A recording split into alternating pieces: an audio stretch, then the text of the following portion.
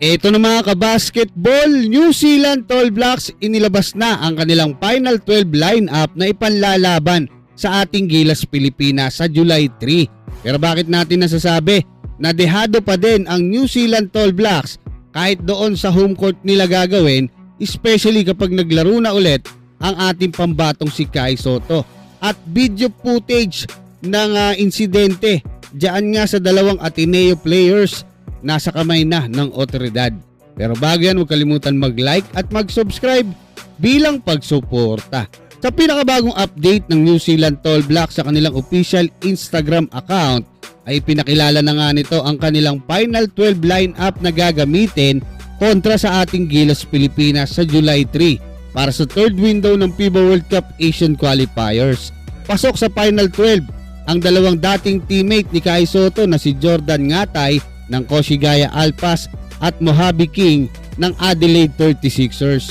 Nandiyan din sila Taylor Britt, Carlin Davison, Shea Lee, Sam Maniega, Tane Murray, Tohi Smith-Milner, Ruben Terangi, Sam Timmins, Sam Wanderberg at Ty Webster. So halos lahat mga kabasketball ay nakita na natin yung mga laro ng mga yan na kalaban na ng ating Gilas Pilipinas, except dito kay Sam Timmins na isang 6'11 big man, 29 years old. Makakasama ni Sam Timmins dyan sa ilalim ang dating big man ng New Zealand na nakalaban na rin ni Kai Sotto. Yun yung binabarako niya, no? Yung 6'10 na shooter na si Sam Wardenberg mga kabasketball. Malakas din yan. Yun nga lang, nadaan sila sa dahas ng ating Gilas Pilipinas nung dumayo sila rito sa ating bansa kung saan tinalo nga natin ang New Zealand Tall Blacks. 6'10 etong si Sam Wardenberg mga kabasketball, habang nandiyan pa rin naman etong maskuladong big man 6'9 na si Sam Maniega na naglalaro ngayon sa Flying Tigers ng CBA at nanguna doon nga sa New Zealand Tall Blacks para talunan ng ating Gilas Pilipinas noong second window lang nung nakaraan, noong February, kung saan nakapagtala siya ng double-double performance, 10 points at 14 rebounds. Matatandaan na muntik pang talunan ng ating Gilas Pilipinas ang New Zealand nung huli silang nagharap noong February 69 to 66. Tatlo lang po yan mga kabasketball kahit wala pa doon ang ating pambatong si Kai Sotto. At tinalo naman ng Gilas Pilipinas ang New Zealand nung dumayo sila dito. Yun nga yung binabanggit ko. Pero wala pa po noon si AJ Edu, injured pa siya that time, at wala pa rin, hindi pa rin kasama ng Gilas Pilipinas etong si QMB. Kaya kahit na nga hindi maglalaro ngayong third window si QMB dahil sa surgery, ay masasabi ko na magiging liyamado pa dito ang ating Gilas Pilipinas, especially kapag naglaro na ulit ang ating pambatong si Kai Sotto.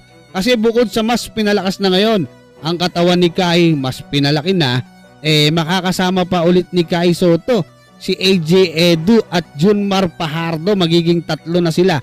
Nung tinalo po nila yung New Zealand mga kabasketball, si Junmar Fajardo lang at Kai Sotto ang talagang nangunguna dyan sa ilalim. Magkakaroon kasi ng malaking problema sa opensa at depensa ang New Zealand Tall Blacks dahil mahihirapan silang makapenetrate sa loob, lalo na kapag pinagsabay mo si AJ Edu at Kai Sotto na parehong shot blocker, rim protector mga kabasketball, at mahihirapan din silang depensahan yung mga lob pass na mangyayari dahil wala silang pantapat sa 7'3 na si Kai Sotto. Tapos may AJ Edu pa sa kabila, 'di ba? Mahusay din pumasa si Kai kapag nalibre yung kanyang mga teammates.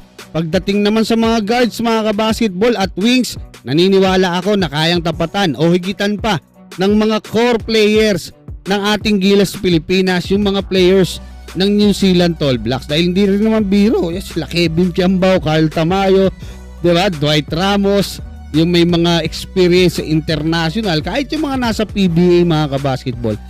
Kumbaga hindi rin naman basta-basta yan. Pero yung core player nga na sinasabi ko, yung mga naglalaro sa Japan B-League, diyan sa KBL, kumbaga matindihan mga kabasketball. Makakasabayan kontra nga dito sa New Zealand Tall Blacks. Kaya mga kabasketball, anong masasabi nyo?